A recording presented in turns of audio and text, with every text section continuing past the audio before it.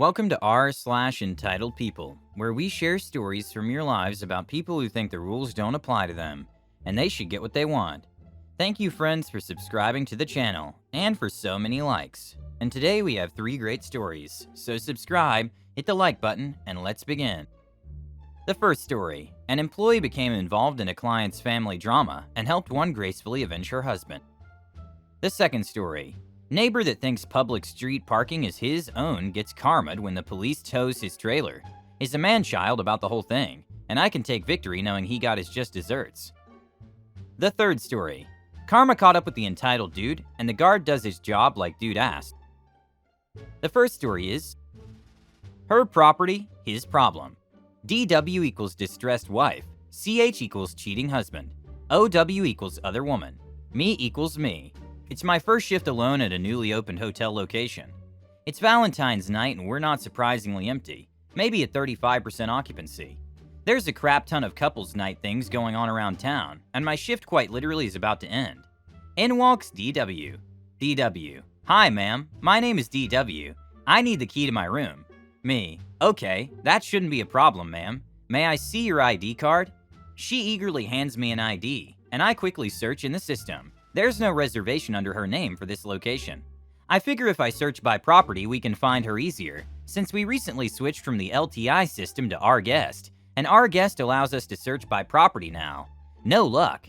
Ma'am, I ask, I can't seem to find your reservation. Is there a chance you made it for the wrong day? No way. My husband made the reservation, and he checked in 4 hours ago because I was still at work. I look down at my screen and see a man's name in the system for our location. The first and last names check out, however. The female names attached as an authorized guest isn't the woman standing before me. It's OW, isn't it? My eyes make contact with hers and I can feel my heart sink as her eyes fill with tears. She immediately falls to the floor sobbing intensely, and I'm unsure as to what to do. Though I had more than 10 years of customer service experience, it had not prepared me for this. Never I'd been exposed to this kind of situation. We've been together for more than 13 years. We have 5 kids together. What do I tell them? My heart breaks as the professional in me wants to tell her to leave, but the human in me just wants to console her. I come out from behind the desk and meet her on the floor. She's so broken and gasping for air that I'm starting to get emotional myself. It felt like I was watching my dad walking out on my mom so many years ago, and the human in me rushed over and just held her. I know a lot of hotel personnel discourage this, but it just felt like the right thing to do. She calms down after about 5 minutes and proceeds to tell me that she and CH share bank accounts, and that she flew to Texas all the way from Florida to follow him, because he said he was meeting someone to find a breathing apparatus for one of their sick kids at home. She then asks if I can call the room CH is in because it's an emergency. I told her I would only call the room if she promised to stay seated in front of me at the desk. She follows directions and I make the call. I called 7 times before she asks me if I can knock on the door. I'm the only person on the property until night audit arrives. And we were pretty slow, so I obliged. As promised, she stayed seated the entire time. I even checked the cameras when I come back down. Sure enough, DW hasn't moved from the chair she's seated in. Me: ma'am, CH has a do not disturb placard placed, so legally I cannot enter the room. The look on her face was less distressed and more like a woman whose soul had finally had enough. Fine then. The force behind those 2 words sent an unimaginable shiver up my spine. She walked out the front door and into the parking lot. About 45 minutes pass and all is quiet. I'm due to clock out in about 10 minutes when DW comes storming back into the lobby.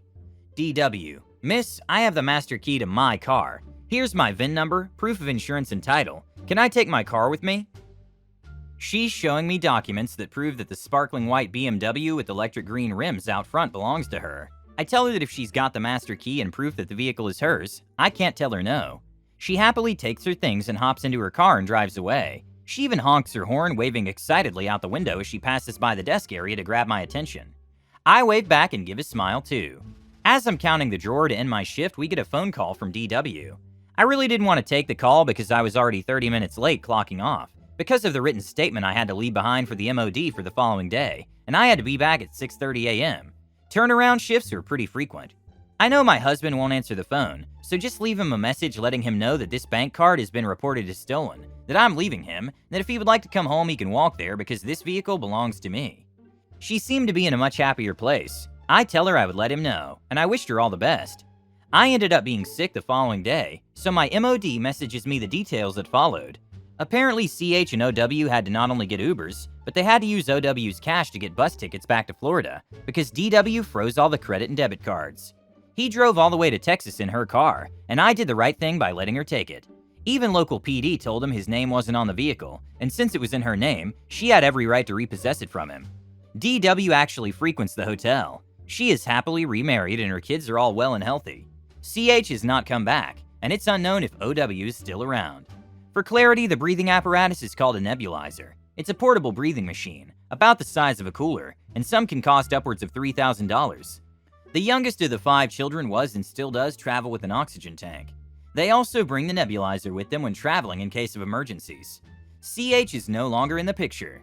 The last time they made contact was for the eldest daughter's high school graduation, which he declined to attend. Turns out OW was also married and wasn't going to leave her current husband for CH. New husband is exactly what this family deserves. No drama, just genuine love for a family that deserves it. The second story is justice served for parking police neighbor. It all started in July when my partner and I moved into an apartment. Older house split into units. This is in a residential area, and all parking is public street parking. Not 2 days from moving in, my partner gets a note on his car from the neighbor across the street that parking in front of his walkway that leads from the curb to the actual sidewalk, it's like a strip of sidewalk perpendicular to the street, within that devil's strip of city-owned grass, if you know what I mean, is illegal and that he should move it. Side note, is that illegal? I haven't found out yet, but would genuinely like to know. Also, all those neighbors are able-bodied, and the curb and walkway isn't even ADA accessible, so that's not the issue at hand.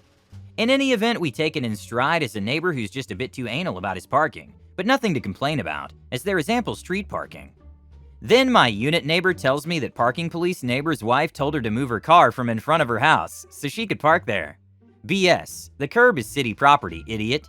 Anyway, we all dismiss it to selfish neighbors who should have bought a house with a driveway. Fast forward to a week ago, and said neighbor is getting his roof replaced and has a professional crew come in. They park a trailer on our side of the street, coincidentally in front of our little walkway. That's not a problem for us, and think nothing of it as they have a job to do it and it's public parking. They leave it a couple of days after they get the job done, so I'm a bit curious about that ordeal. Then I see a police warning, bright yellow sign on the trailer highlighting what parking violation had been committed, leaving a storage unit and trailer in residential streets for 48 hours without moving it, and time-stamped it, noting that they will tow the trailer within 48 hours if not moved. Well, I thought to myself, that should get it moved. 48 hours comes and goes, and at this point the trailer has been in the street unmoved for over a week. It's getting a little old by now, so I asked if an officer could come verify the information on the warning and see if anything could be done. The officer agrees that it needs to be towed, and stays on site until a tow truck arrives. The trailer is hitched and ready to be pulled away with no conflict. Mind you, from the point of the officer arriving to the tow truck leaving was about 30 to 45 minutes, all happening under broad daylight in front of the neighbor's house. The trailer had been towed, and it's finally gone. Woohoo! Not so fast. The officer quite literally only got his wheels turned before a man stormed out of the house and leaned into the officer's vehicle, yelling and pointing his finger in his face. At this point, the neighbors and I all congregated on my porch, right next to where the altercation was happening. A verbal fight ensues, while the officer remains stern and tells him the inevitable. You left a trailer out after a police warning had been given. Photo evidence was taken. You'd think this man would be yelling about his trailer being taken? No, he was yelling that the officer was parked in front of his little walkway, and now karma is taking its revenge. The officer is shocked that that is the argument the neighbor chose to stick with, and is trying everything to get him to calm down. Neighbor is still in his face. He calls back up and the circle of arguing continues. I didn't even park it in front of their walkway, and they always park in front of mine. The officer pulls out his camera to show in fact he did park in front of the walkway. After about 20 minutes of absolutely brain-numbing arguments that got nowhere, neighbor stomps inside and slams the door shut. He then returns his gym clothes and drives away in a huff, to go work out all that testosterone, I guess. Anyways, don't be a little whiny idiot over trivial parking issues, or else it's gonna take getting your trailer towed and 2 cops embarrassing you in front of the town. And the last story is, I'll have you fired. This didn't happen to me, but I watched it happen via the camera system we have that monitors the back gate of the community I work at. At the front gate, we just see what's going on and not the audio. What was said was filled in when the guard came to the front gate to drop off paperwork. The back gate closes at 7:30 p.m. on the dot every day. It has an automatic motor attached to the resident's side of the gate, and at 7:30 p.m. the timer goes off, gate arms go up, and the huge metal, and friggin' heavy I might add, gate rolls out to close off the resident's side. The exit side is a tad smaller and does not have a motor to assist in closing, and must be closed manually. On this day, the automatic gate starts doing its thing, and closing the entrance side gate. At roughly 7:35 p.m., the guard is in the process of locking the pedestrian gate. A resident comes to the gate and sees it is closing, backs up and comes in through the exit side. The guard sees it and knows exactly who it was, and planned on reporting it to management. He finishes locking the pedestrian gate and is about to go to the exit gate, and close it when a resident who is walking their dog comes up, all in a huff, and begins to berate him for letting someone come in after hours, that he will be at this office in the morning, to complain that he is just letting people in, and I'll have you fired for this. The officer is the type who has been through a lot, and having someone yell at him is equal to fly buzzing around his head. Annoying, but nothing to stress out about. The ultimate no F's given attitude. He's a good officer and smart. He stood where the cameras could see him and the resident to make sure it was all captured. The resident berates him for 20 minutes about doing his job correctly and blah blah blah. The guard just stood there and took it. When the resident finally felt he had said enough, he walked away. And the officer finally was able to close the exit gate, 20 minutes late. The next day, the officer was told that a resident has complained that he was letting people come in unmonitored after the normal gate closing time, and they were reviewing the cameras. He did explain that he did have a resident come in the exit gate while he was locking the pedestrian gate the day before, and that he also documented on his report that fact, and also documented the ID of who the resident was. Fast forward to 7:30 p.m. that day, and the officer is closing the gates now. He gets the pedestrian gate locked as the automatic gate is closing the entrance gate. Once he's done with the pedestrian gate, he starts to pull the manual exit gate closed. He gets it about 3/4 of the way closed when a car comes speeding up to the entrance side gate and begins to honk their horn.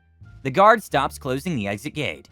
It's blocked the exit side totally by now, to see who's honking when the car backs up, and pulls to the exit side and again honks his horn.